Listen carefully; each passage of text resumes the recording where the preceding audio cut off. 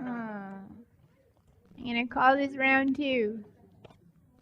So, my name is Elizabeth Hogsted. About a week and a bit ago, Pastor Brian asked if I would come and share a little bit about what I do and just a message. Was a missionary with Youth with a Mission. Probably, I would say about a month ago. I'm home now for a while.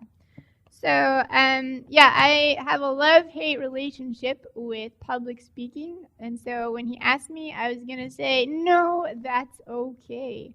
But with a little encouragement from my folks, here I am, and I'm actually really excited to share with you guys what God has placed on my heart, and I'll be sharing a lot from my own experience and just,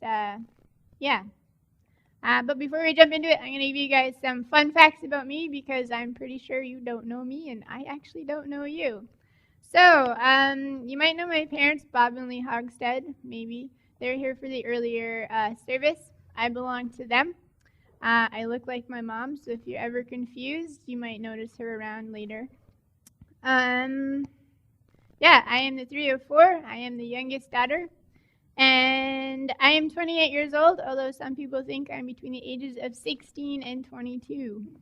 Last week I was buying a new phone, and the guy was making jokes that my mom was going to take my phone away, like ground me. And I was like, excuse me? So, yes, it happens. But I've been told that I will enjoy this when I'm 40, and so we'll see. We'll see how it goes.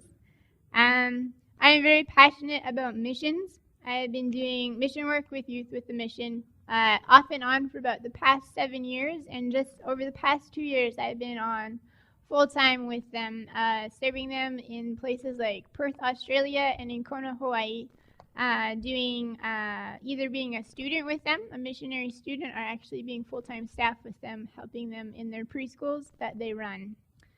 And in their school of early child education that they also run. Most recently, I was a staff/student for my outreach to Fiji. I just got home about a month ago from graduating and doing preschool Fiji, a preschool outreach to Fiji, where we helped set up preschools in Fiji and made a lot of resources. We do a Montessori method is what it's called, and so basically we kind of sat in our little house and created a whole bunch of preschool resources. So me and my team are masters at this now.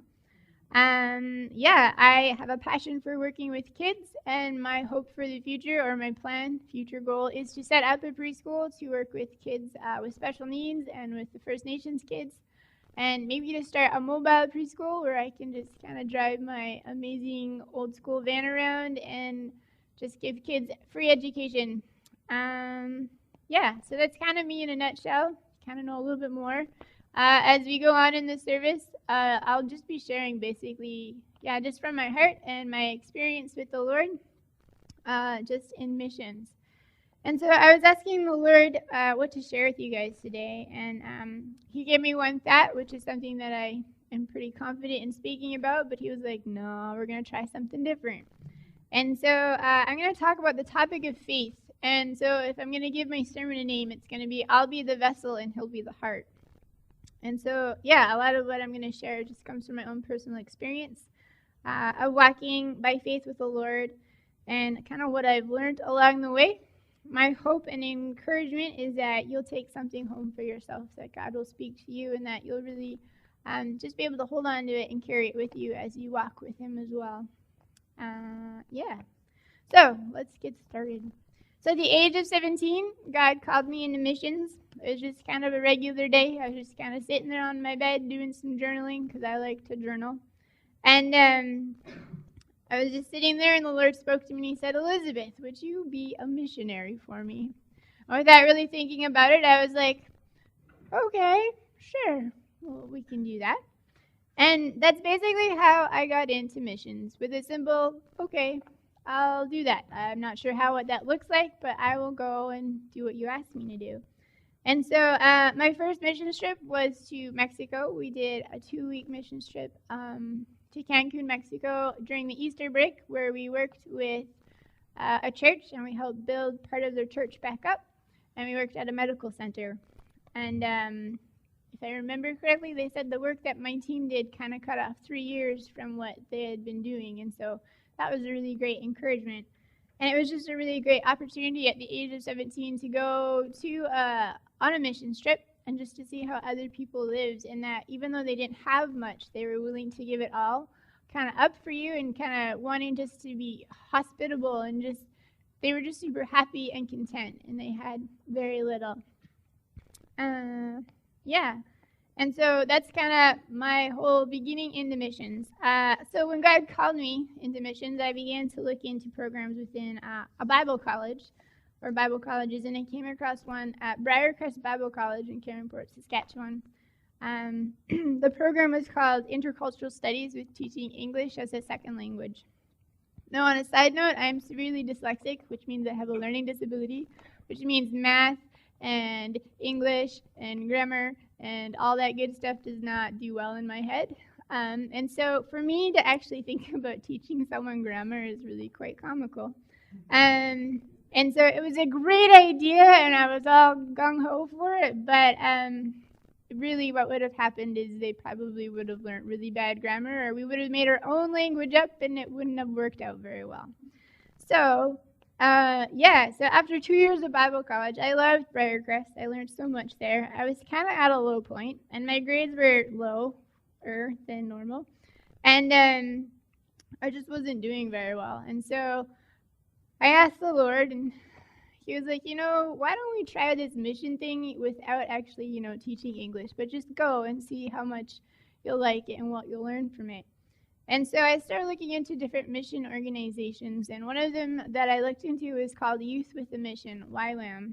And I had a friend that had done a DTS there in New Zealand, and it's a 6-month program, discipleship training program is what it's called, and it's 6 months, where the first 3 months is like a lecture phase. And so you're there and you're learning things about the Lord, and he's working on your heart and kind of breaking you down and scrubbing things off and kind of renewing you and breathing new life into you, basically. And you're there for 3 months in your little lecture phase with people from all over the world. There was 19 different people in my school, and there's people from like Sweden and Norway and Canada and the States and Holland and Brazil and Scotland and all of these places. Just amazing. You get to meet a lot of different people. And so, so 3 months lecture phase, and then 12 weeks of outreach where you go to a different country and you get to go and be the hands and feet of Jesus. You get to do kids clubs. You get to go up and evangelize to people and do street ministry, and you get to go pray for people, or you get to go like clean a house or something like that. And pretty much it's just a whole lot of activities to get you out of your comfort zone, to push you out of your comfort zone for the sake of the cross. So if I were to give my sermon points, the first one would be faith is risk-taking. It's am I willing to be pushed out of my comfort zone? I did my DTS in New Zealand at the same spot, actually, as my friend.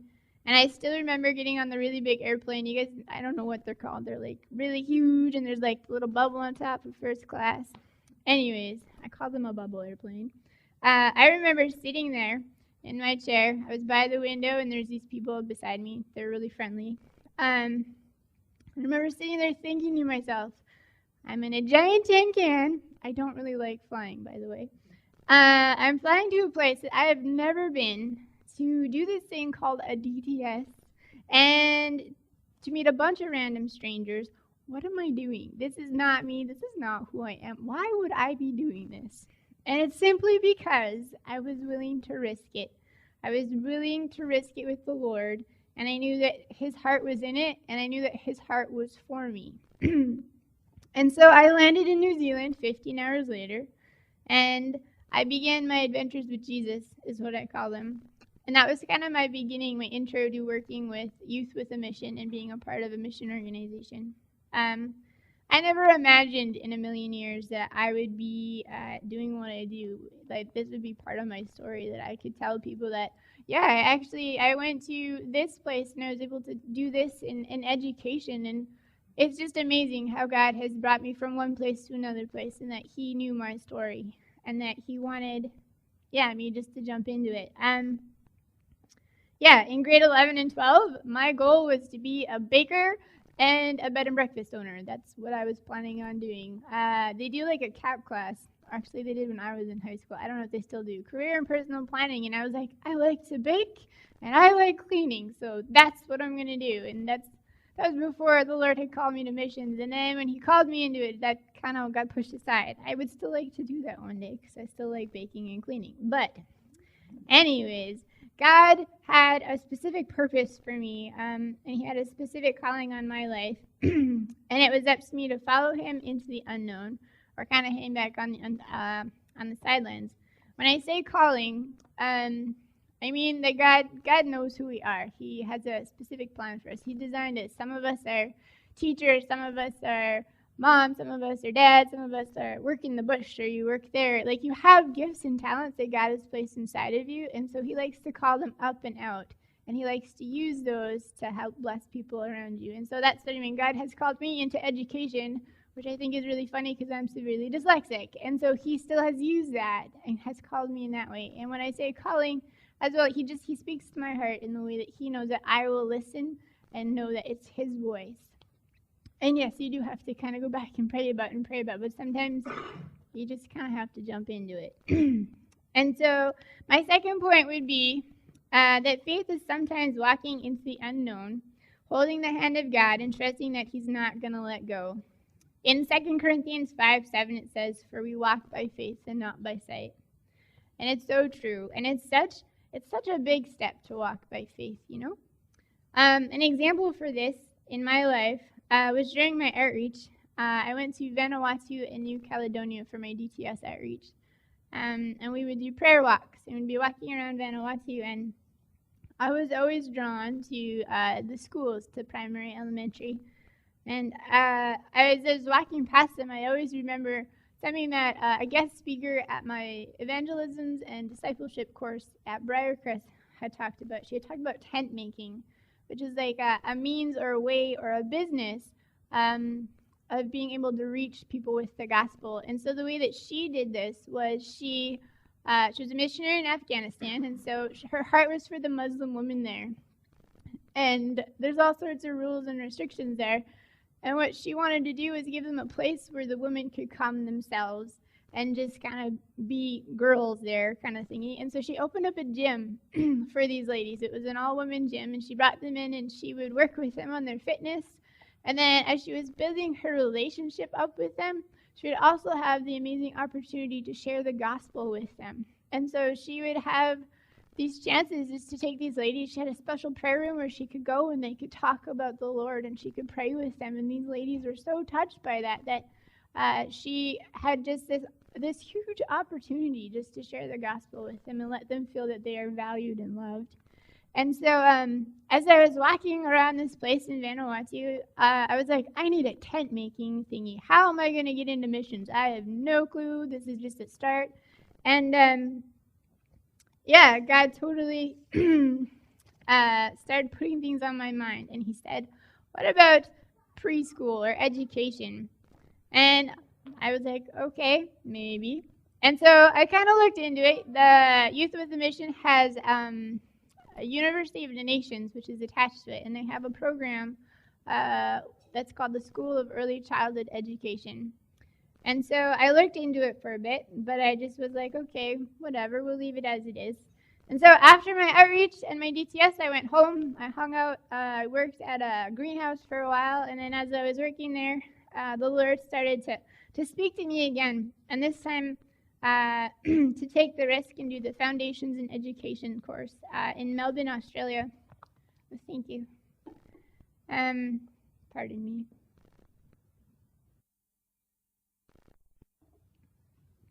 Yeah, and so I had no clue what Foundations in Education was. Something to do with education. That was great. And so I took time and I prayed with my parents a little bit and prayed about it and signed up, got in, and started heading out there. And I just remember driving in the car to the airport. My dad was like, Elizabeth, what exactly are you doing? And I was like, I don't actually know.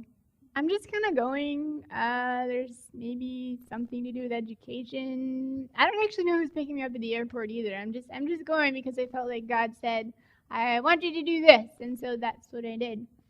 And so, yeah, and it was just amazing. But after I left there for 3 months, I didn't know if education was something I wanted to do. So I headed home and I found work. And about 6 months later, the Lord spoke to me and said, Elizabeth, I want you to do the next part of the School of Early Child Education. And at this point, I was kind of tired of traveling. I just kind of wanted to work. It gets kind of tiring when you're traveling and then you work and then you travel and work and you're doing things with lots of people. And all I want to do is just kind of relax and just be with my family. I'm very much a homebody, and so for me to be home for this next year is very exciting. And so, yeah, the Lord had asked me to do that, and I was like, okay, I'll look into it, I'll apply for it. And so I did, and I got in, and my heart wasn't completely in it, though. I really didn't want to go. And I remember even up until the point where I was going to purchase my airplane ticket, I was like, God, I'm not going. I'm not going to do this. No way. Whatever. See you later. But somehow I managed to buy my airplane ticket, still thinking I'm not going. I'm just going to get my money back. I'm not going. I'm not getting on the airplane. But I ended up getting on the airplane. And I got there. And I headed to Kona, Hawaii, to the YWAM base there. And it wasn't actually my best experience with YWAM. In fact, I kind of left there not wanting to go back. Some things that happened that kind of hurt me, as well as my own heart attitude was just not in it, which made it even harder. But I'm going to tell you that God is a God who redeems places, and I will get to that in a second. But yeah, when I left there, I didn't want anything to do with Hawaii or Kona or the YWAM base there. And so I kind of put off YWAM for about 3 years. But there was always a little thing in the back of your mind, and you kind of bring it up and be like, you want to go? No, I don't want to go. And so, yeah, I just kind of pushed it aside. And I guess you could say that I myself deferred myself from finishing what I had started back in 2006, 7, back then.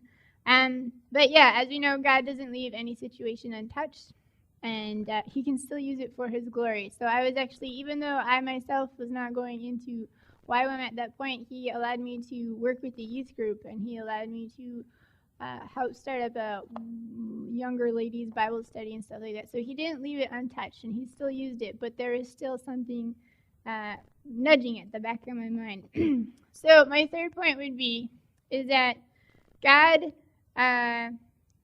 is faithful when we aren't faithful to him. In Hebrews 3:5 it says, "Never will I leave you, and never will I forsake you."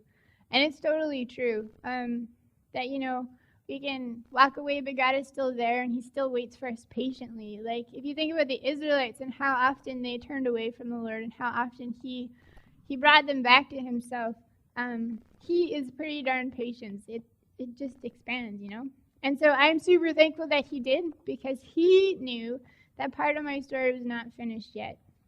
So after about 3 years of living on the North Island in Port McNeill, does anyone know where Port McNeill is? Awesome. Okay. God started speaking to me again. I'd been going through a pretty rough year. It was like a really bad breakup that extended for like a year, maybe more. I was just really frustrated with life. And I was like just sitting there one day, and I was like, God, what do you want me to do? I am so frustrated. I don't want to be here. I want to maybe do this, but what do you want me to do? And I just remember just flat out just kind of giving him everything I decided to give him. And he responded quite well. And I remember I was talking to my mom after I had had this conversation with the Lord.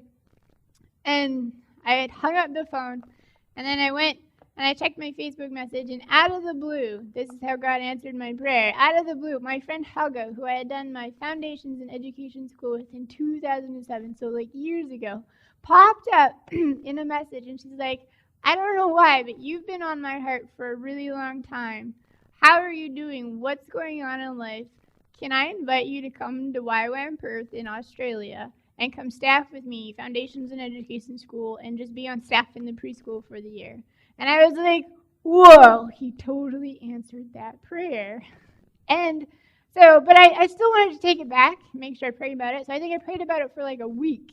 And then he confirmed it, and I was like, okay, I am going to Australia. not quite knowing exactly what exactly I'll be doing, but knowing that I'll know someone there at last and I'll be doing something I kind of know. And so I packed up my stuff in like May, headed down island to live with my folks for like a month, maybe less than that. Filed all my application forms and my visa forms, and it was like as soon as my visa was granted, like 3 days later, I was on the airplane. I purchased my ticket and I was gone. So it was just a whole whirlwind, and I just basically said goodbye to my family in 3 days, and I was gone for a year. And so it was amazing, but it was also very challenging. But as I was there, God, He just took me on a journey once again of just healing my heart and really giving me a glimpse of what He had designed me for, and just a glimpse of what His heart for me was. And He put me around people who are just wonderful people. I wish you could all meet them, because these ladies that He had placed in my life, they were just so encouraging, and they saw the gifts and talents that God had placed in me, and they just kind of drew them out. And yeah, my year in Perth, it was amazing.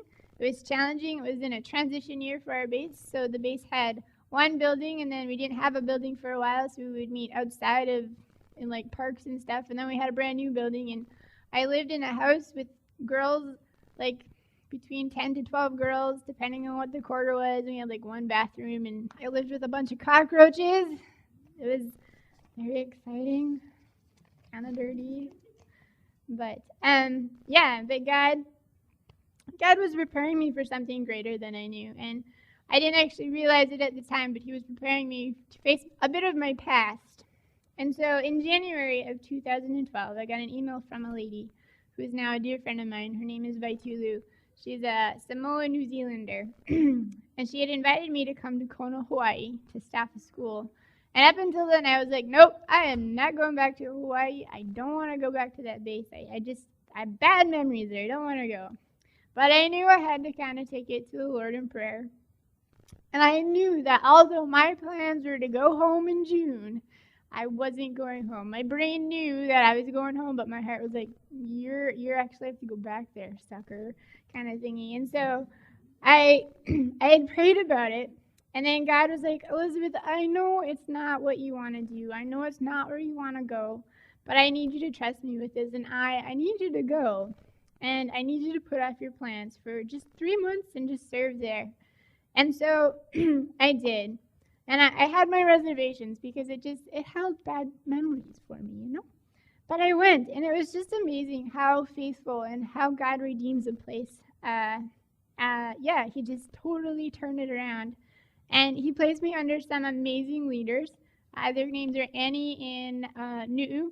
They are Samoan, New Zealand, Western Samoan, anyways, Pacific Islanders. And they're just amazing people. And I was placed under Vaitulu. She was my leader, and I was her staff. And I just love Pacific Islanders, South Pacific Islanders. I like Islanders. Anyways, but they're just super, like, faithful people and just super loving. They're very relationship orientated, so they make sure you get food. They feed you. If you ever go there, be prepared to gain a lot of weight. So, yes. So God called me there, and it was amazing. And He just even continued to show me His faithfulness more and more. When I went to Kona, Hawaii, I had about $100 to my name. And you have to pay staff fees. With Youth with a Mission, you pay, it's volunteer work is what you're doing, and so you're paying staff fees. So you raise support through different people and churches and fundraising and stuff. And I had done a little bit of that, and I really didn't know where it was going to come from, where I needed, I think it was like $1,050 for the 3 months that I was there. And God He provided for me through medical insurance. When I was in Perth, was playing soccer and randomly had ripped my MCL ligament a little bit, or like a tear, and so you have to pay your insurance, and you pay it in and you get it back. And I was like thinking I was only going to get a little bit back, but instead I got like more than what I actually thought, which was pretty amazing. And so that helped pay for some of it, and then people came alongside me and helped pay for my other couple months. And so, but God also blessed me with like sheets and like shampoo and a laundry basket and food and all of this kind of stuff.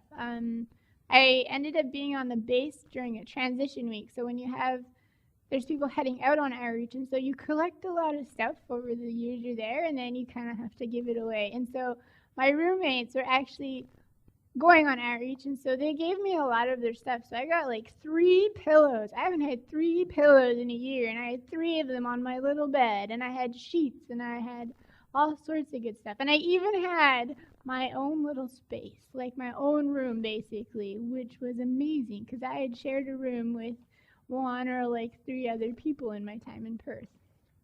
And so God was super faithful in that. What's even better is that I actually overpaid my staff fees when I was there.